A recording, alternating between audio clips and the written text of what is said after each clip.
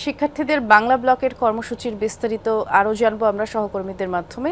প্রথমেই যাচ্ছি সহকর্মী আখলাকুস সাফার কাছে, তিনি ঢাকা বিশ্ববিদ্যালয় এলাকায় আছেন। সাফা, শিক্ষার্থীদের যেই অবরোধ সেটি তো শুরু হয়ে গেছে, আজকের কর্মসূচিতে শিক্ষার্থীরা যুক্ত হয়ে কি বলছেন সেটি জানাবেন।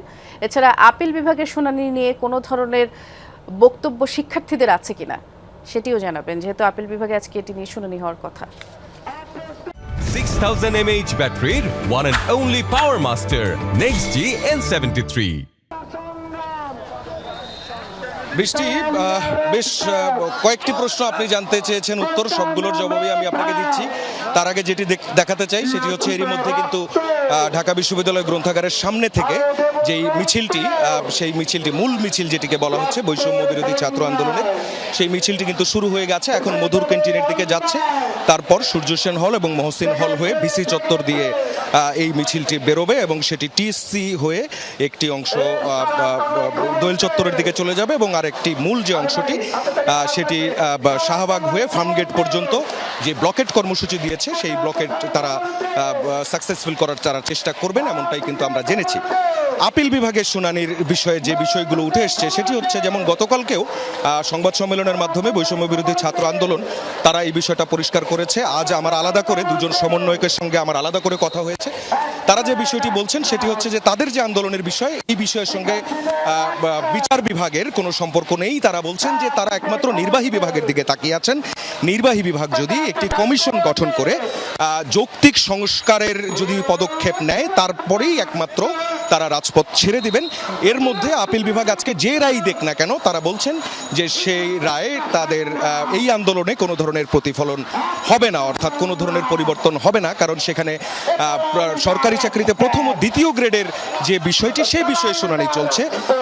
আর এখান থেকে বলা হচ্ছে যে তারা সবগুলো গ্রেডেই কোটার সংস্কার, যৌক্তিক সংস্কার তারা চান এবং বলছেন যে সর্বোচ্চ 5% কোটা থাকতে পারে অনগ্রসর জাতিগোষ্ঠী, প্রতিবন্ধী এবং মুক্তিযোদ্ধাদের সন্তানদের জন্য, কিন্তু তাদের নাতিপুতির জন্য নয়, অর্থাৎ যেটিকে পোষ্য কোটা বলা হয়, সেই কোটার যৌক্তিক সংস্কার দাবি করেছেন। মিছিলটি শুরু হয়ে গেছে। বৃষ্টি, শুনছিলাম আমরা। সাফা, অনেক ধন্যবাদ জানাচ্ছি আপনাকে। এ পর্যায়ে আমরা শিক্ষার্থীদের এই আন্দোলনের আরও বিস্তারিত জানবার চেষ্টা করছি। সায়েন্স ল্যাব এলাকায় যাচ্ছি, সহকর্মী আরিফুর রহমান সবুজকে দেখতে পাচ্ছি সেখানে। সবুজ, আপনি যেখানে আছেন সেখানে শিক্ষার্থীদের কি কর্মসূচি চলছে জানাবেন, যেহেতু বাংলা ব্লকের কর্মসূচির আজকের যে বিষয়গুলো ছিল সাফা মাত্রই আমাদেরকে জানালো ঢাকা বিশ্ববিদ্যালয় এলাকা থেকে যুক্ত হয়ে। আপনি যে এলাকায় আছেন সেখানের অবস্থা জানতে চাই এবং অবরোধের কারণে আসলে সড়কে যান চলাচল পরিস্থিতি কেমন দেখছেন সেটিও জানাবেন।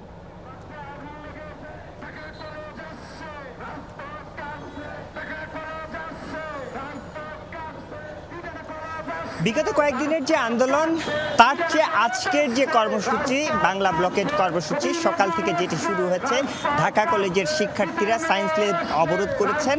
গত কয়েকদিনের চেয়ে আজকের চিত্রটি ভিন্ন। এ কারণে বলছি, কারণ বিগত কয়েকদিনের চেয়ে আজকে যেহেতু আপিল বিভাগে দুটি শুনানি হওয়ার কথা রয়েছে এই বিষয়টি নিয়ে, সেই কারণে একই সাথে শিক্ষার্থীরা আপিল বিভাগে কি হচ্ছে, কি শুনানি হচ্ছে, এটির ব্যাপারে কোনো সিদ্ধান্ত আসছে কিনা এটি নিয়ে যেমন অপেক্ষা রয়েছে, একই সাথে যেন দিনভর, অর্থাৎ তাদের যে এক দফার দাবি, সেই দাবি যেন শেষ পর্যন্ত সফল করে তারা তাদের যে ক্লাসরুম, সেই ক্লাসরুমে ফিরতে পারেন, সেই জায়গাটিতে ধরে রাখার শিক্ষার্থীদের যারা আন্দোলন সংশ্লিষ্ট, যারা আন্দোলনে যোগ দিয়েছেন, তাদেরকে এই জায়গাটিতে ধরে রাখার দুটি চ্যালেঞ্জ নিয়ে শিক্ষার্থীরা আসলে ঢাকা কলেজের শিক্ষার্থীরা নেমেছেন। সেই কারণে সকাল থেকেই তাদের আজকে প্রস্তুতিও ছিল বেশ ভালো এবং জমায়েতও ছিল বিগত কয়েকদিনের চেয়ে বেশি। এবং সেই সাথে তাদের সাথে, অর্থাৎ ঢাকা কলেজের যে শিক্ষার্থীরা রয়েছে, ঢাকা কলেজের শিক্ষার্থীদের সাথে মূলত ইডেন কলেজের শিক্ষার্থীরাও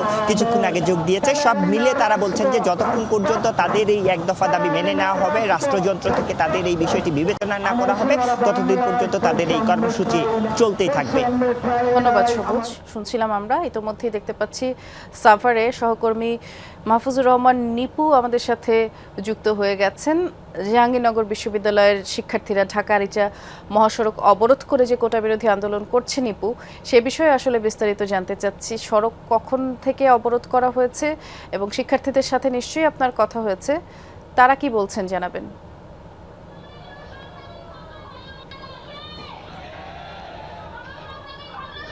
বৃষ্টি আসলে এইখানটার সময় যখন 10:30 ঠিক তখনই কিন্তু জাহাঙ্গীরনগর বিশ্ববিদ্যালয়ের যে প্রধান ফটকের সামনে ঢাকা আরিচা মহাসড়কে কিন্তু আন্দোলনরত শিক্ষার্থীরা তারা কিন্তু নেমে এসে এবং তারা সড়কটি অবরোধ করে রাখে। বৈষম্য বিরোধী ছাত্র আন্দোলন জাহাঙ্গীরনগর বিশ্ববিদ্যালয় এই ব্যানারেই কিন্তু শিক্ষার্থীরা তারা আন্দোলন চালিয়ে যাচ্ছে। কোটা বৈষম্য থেকে মুক্তি চেয়ে তারা কিন্তু এই আন্দোলন চালিয়ে যাচ্ছে। এই সময় কিন্তু আমরা দেখেছি যে ঢাকা আরিচা মহাসড়কের দুপাশে বেশ যানবাহনের জটলা পড়ে আছে। অনেকে দেখেছি যে দুর্ভোগ পোহাচ্ছে, পায়ে হেঁটে তাদের গন্তব্যে যেতে হচ্ছে।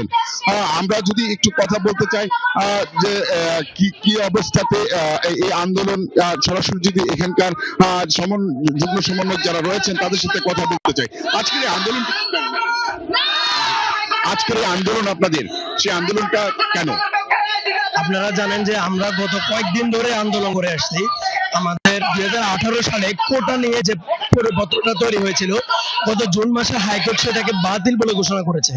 তারই পরিপ্রেক্ষিতে আমরা এই আন্দোলনের ডাক দিয়েছি এবং আমরা আমাদের একটাই দাবি যে শুধুমাত্র বিশেষ জনগোষ্ঠী বা পিছিয়ে পড়া জনগোষ্ঠী এবং বিশেষ শ্রেণী যারা আছে তাদের জন্য ন্যূনতম 5% কোটা রেখে, আর শুনছিলেন আসলে ন্যূনতম 5% কোটা রেখে তারা যে দাবি সংস্কার চাচ্ছে সেই বিষয়টি কিন্তু তারা আন্দোলন চালিয়ে যাচ্ছে। এই আন্দোলন তাদের এখন পর্যন্ত বিকেল পর্যন্ত অব্যাহত থাকবে বলে আয়োজকরা আমাদেরকে জানিয়েছে। ধন্যবাদ নিপু, আমরা শুনছিলাম বিস্তারিত।